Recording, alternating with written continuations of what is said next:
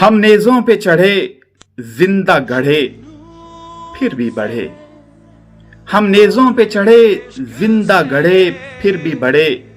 वादिये मर्ग भी मंजिल गहे उम्मीद बनी। सबके शफ़ाक़ खुदाओं को खबर हो कि न हो। जो किरण कत्ल हुई शोलाए खुर्शीद बनी।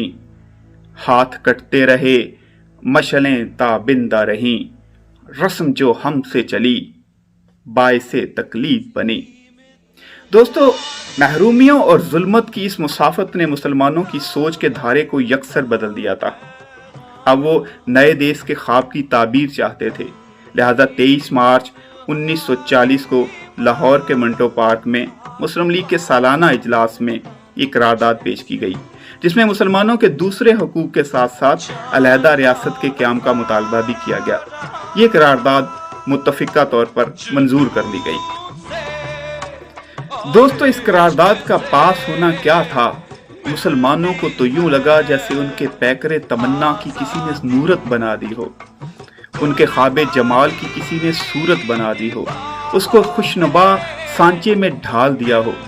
छोटे छोटे जज्बे मिलकर एक तूफान की शक्ल अख्तियार कर चुके थे और हर दिल से बस एक ही सदा आ रही थी कि लेके रहेंगे पाकिस्तान, बन के रहेगा पाकिस्तान।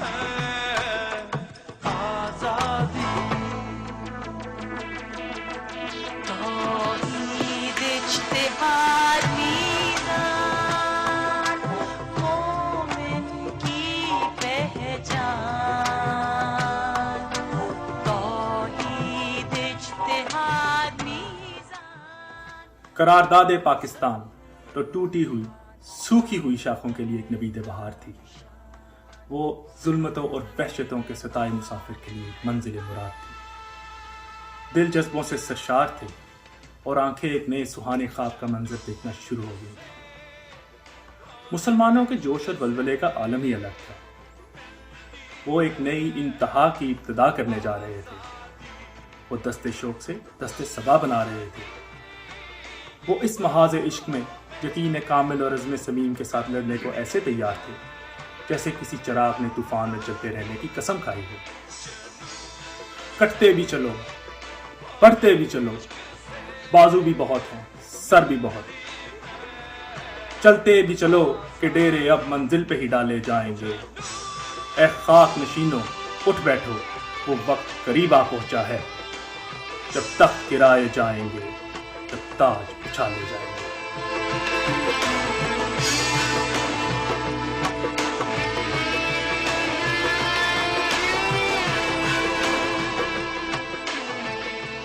तो ये 1942 है। जापान बढ़ते बढ़ते बर्मा तक पहुंच चुका था।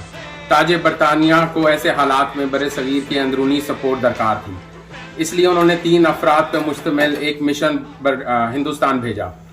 इस मिशन का नाम क्रिस्प मिशन था। इस मिशन ने एक कानून साज असेंबली का तस्वुर पेश किया जो कि सूबाई असेंबली के मेंबरान से मिलकर बनी थी। ये असेंबली अपना खुद का आइन भी बना सकती थी और हिंदुस्तान को डोमिनियन का स्टेटस दिया गया।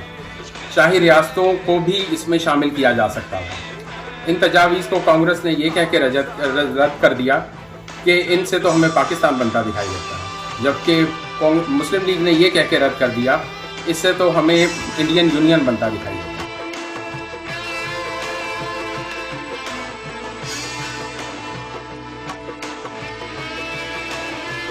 अब मैं आपको एक ऐसी तहरीक के बारे में बताना चाहता हूँ जिसने आगे चलकर बहुत से अहम वाक़यात की राह हमवार की। इस तहरीक का नाम था क्विट इंडिया मूवमेंट, जो सरासर कांग्रेस का आइडिया था।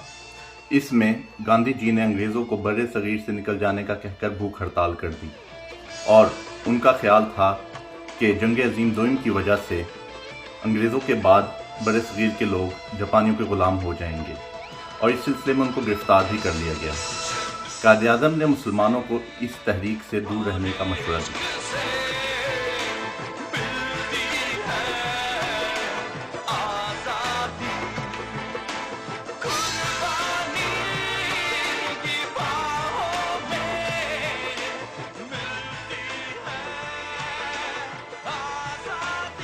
मुसलमानों के क्विट इंडिया मूवमेंट में हिस्सा न लेने की वजह से ये तहरीक बुरी तरह नाकाम हो चुकी थी।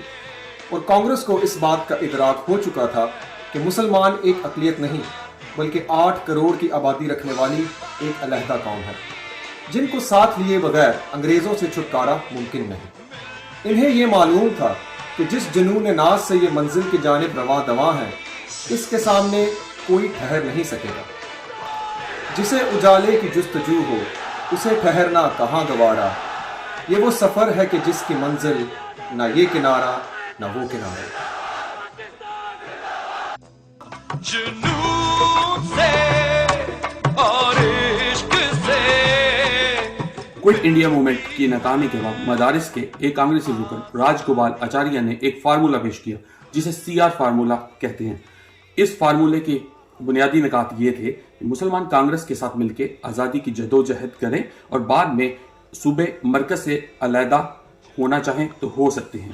اس فارمولے کو کانگریس نے ہی رد کر دیا، لیکن پہلی بار مسلمانوں کی ایک علیحدہ قوم کے تشخص کو تسلیم کر لیا گیا۔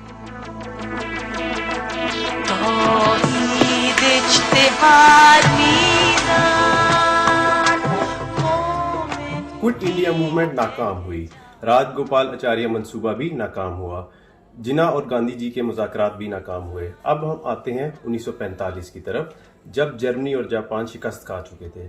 تاج برطانیہ نے ویول پلان پیش کیا۔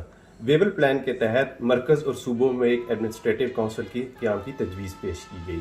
اس کے تحت کانگریس کو 6، مسلم لیگ کو 5 اور اقلیتوں کو 3 سیٹیں دینے کی تجویز دی گئی، اور مسلمانوں کی ان 5 سیٹوں میں سے 1 سیٹ کا انتخاب نان مسلم لیگ نے کرنا تھا۔ قائد اعظم محمد علی جناح نے یہ تجویز اس وجہ سے مسترد کر دی کیونکہ مسلمانوں کی برصغیر میں مسلم لیگ کے علاوہ کوئی نمائندہ جماعت نہیں ہے۔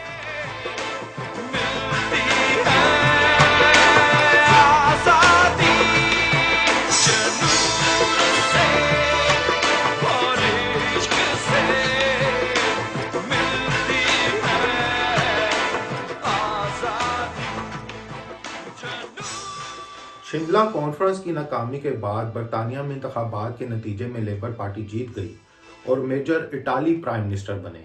لیبر پارٹی نے ہندوستان میں دسمبر 1945 میں وفاق اور 1946 میں صوبوں میں عام انتخابات کروائے، جن میں مسلم لیگ کا نعرہ علیحدہ وطن جبکہ کانگریس کا سلوگن متحدہ ہندوستان تھا۔ ان انتخابات کے نتیجے میں مسلم لیگ نے مسلمانوں کی وفاق میں 30 میں سے 30 اور صوبوں میں 495 میں سے 430 سیٹیں جیت لیں۔ 1937 کے برعکس یہاں مسلم لیگ نے کلین سویپ کیا اور قائد اعظم کی یہ بات سچ ثابت ہوئی کہ مسلم لیگ ہی مسلمانوں کی نمائندہ جماعت ہے۔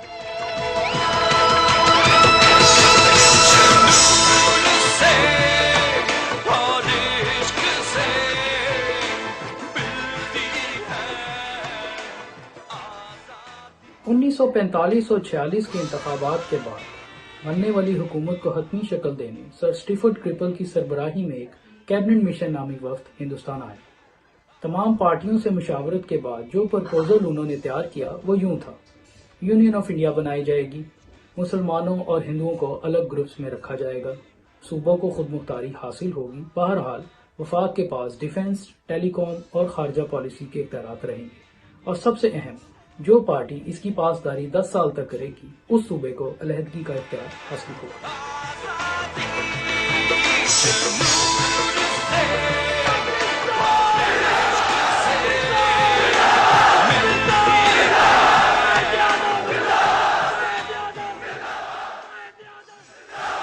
کیبنٹ مشن پلان کی شرائط کے مطابق مسلم لیگ کو حکومت بنانے کی دعوت دینی چاہیے تھی، لیکن وائس رائے نے کانگریس کے انکار کے باوجود ان کو منانے کی کوشش کی۔ قائد اعظم نے وائس رائے کے اس اقدام پر ڈائریکٹ ایکشن ڈے کی دھمکی دی اور کیبنٹ مشن پلان کو یکسر مسترد کر دیا۔ وائس رائے کو اس کا ادراک تھا کہ کانگریس مسلم لیگ کے بغیر حکومت نہیں چلا پائے گی، لہٰذا اس نے منت سماجت کر کے مسلم لیگ کو بھی حکومت کا حصہ بننے پر راضی کر دیا۔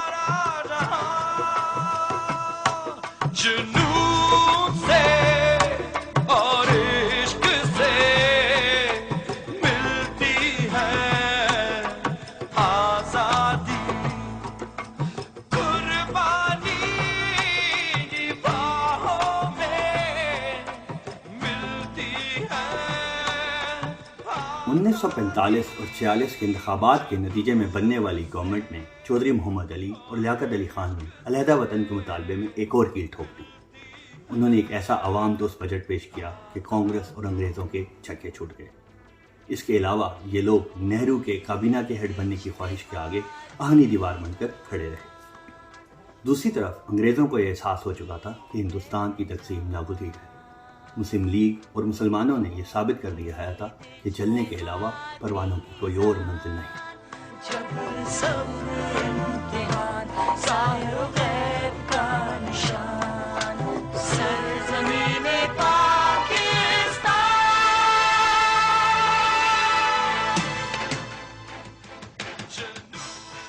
دوستو، وقت کا کارواں یوں ہی چلتا رہا۔ مسلمانوں نے جس خواب کے لیے تقریباً 1 صدی تک نیندوں کے احسان اٹھائے، جس منزل کو دیکھنے کے لیے اپنی آنکھیں تک بیچ ڈالی، آخر کار وہ منظر آ ہی گیا۔ یہ تھا 3 جون 1947 کا منصوبہ۔ اس منصوبے کے تحت آخر کار انگریزوں نے مسلمانوں کی جوہد مسلسل کے سامنے ہتھیار ڈال دیے۔ لارڈ ڈیول کی جگہ ماؤنٹ بیٹن کو ہندوستان کا وائسرائے مقرر کر کے بھیجا گیا، جس نے تقسیم ہندوستان کا منصوبہ پیش کیا۔ اس منصوبے کے تحت پنجاب، سندھ اور بنگال کی صوبائی اسمبلیوں نے اس بات کا فیصلہ کرنا تھا کہ وہ پاکستان کے ساتھ رہنا چاہتے ہیں یا ہندوستان کے ساتھ۔ بلوچستان کا فیصلہ شاہی جرگے اور میونسپل کمیٹی نے کرنا تھا۔ شمال مغربی سرحدی صوبہ میں ریفرنڈم کے ذریعے فیصلہ کیا جانا تھا۔ اسی طرح شاہی ریاستوں کو اپنی مرضی کے مطابق یہ فیصلہ کرنے کا اختیار دیا گیا کہ وہ دونوں ملکوں میں سے کس کے ساتھ رہنا چاہتے ہیں۔ ان تمام علاقوں نے پاکستان کے حق میں ووٹ دے کر ایک نئی ریاست کی بنیاد رکھی۔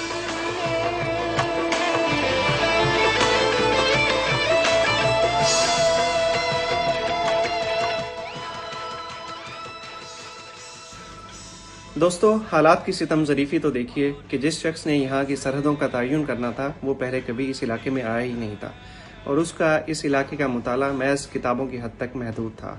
ویسے تو باؤنڈری کمیشن میں مسلمانوں، ہندوؤں اور سکھوں تینوں کے نمائندے موجود تھے، اور انہوں نے اپنی حتمی رپورٹ مرتب کر کے 7 اگست 1947 کو جمع کرا دی تھی، لیکن ریڈ کلف نے اس رپورٹ کو 11 دن تک مخفی رکھا، اور 17 اگست 1947 کو جب یہ رپورٹ منظر عام پر آئی تو پتہ چلا کہ گرداسپور کے 4 میں سے 3 تحصیلیں، جس میں پٹھان کوٹ بھی شامل تھی، بھارت کو کشمیر تک رسائی دینے کے لیے بھارت کو وہ نواز دی گئی تھیں۔